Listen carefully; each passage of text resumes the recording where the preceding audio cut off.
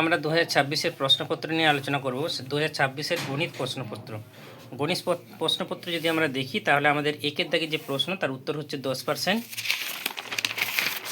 এরপর আমরা চলে যাব দুয়ের দাগে আমাদের উত্তর যেটা সেটা হচ্ছে গিয়ে সি এর দাগের উত্তর। তিনের দাগে আমাদের হচ্ছে গিয়ে বি এর দাগের উত্তরটা হবে।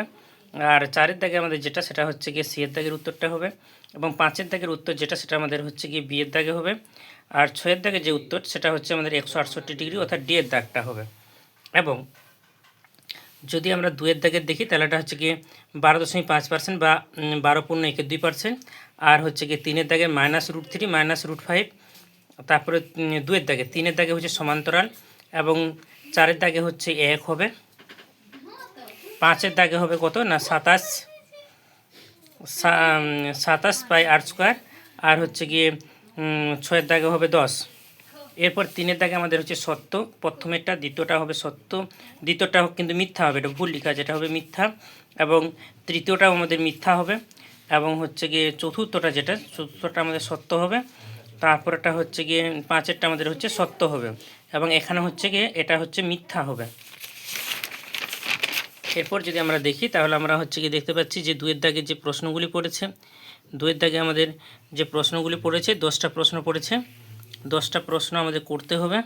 আমাদের প্রশ্ন পড়েছে 12টা প্রশ্ন পড়েছে, আমাদের করতে হবে 10টা।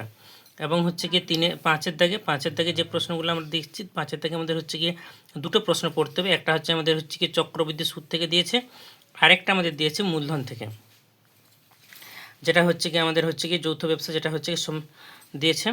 এবং ছয়ের দাগ থেকে আমাদের হচ্ছে গিয়ে দুটি প্রশ্ন দিয়েছে, একটি প্রশ্ন করতে হবে। সাতের দাগ থেকে দুটি দিয়েছে, একটা করতে হবে। আটের দাগ থেকে আমাদের দুটি দিয়েছে, একটা করতে হবে।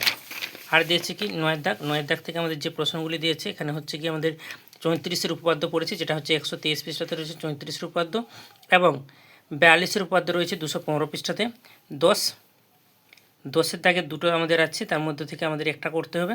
এবং 11-এর দাগে 10-এর দাগে আমাদের প্রয়োগ থেকে পড়েছে, 11-এর দাগে আমাদের যেটা দেওয়া আছে সেখানে হচ্ছে কি আমাদের একটা পড়েছে পরিবৃত্ত আর একটা পড়েছে ত্রিভুজের সমান বর্গক্ষেত্র। 12-এর দাগে আমাদের হচ্ছে 3টি প্রশ্ন পড়েছে।